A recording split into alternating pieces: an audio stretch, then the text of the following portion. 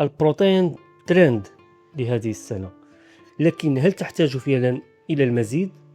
في كل مكان تقريبا نسمع عن البروتين، بروتين شيك، أطعمة غنية بالبروتين، وصفات بروتين.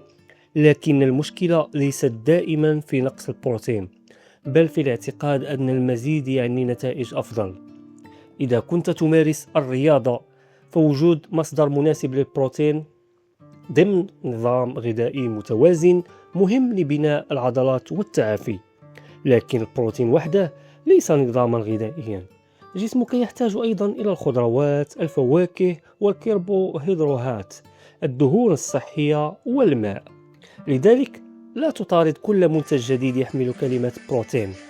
ابحث أولا عن غذاء متوازن يمكنك الاستمرار عليه، ثم اجعل المكملات خيارا عند الحاجة وليس أساس نظامك.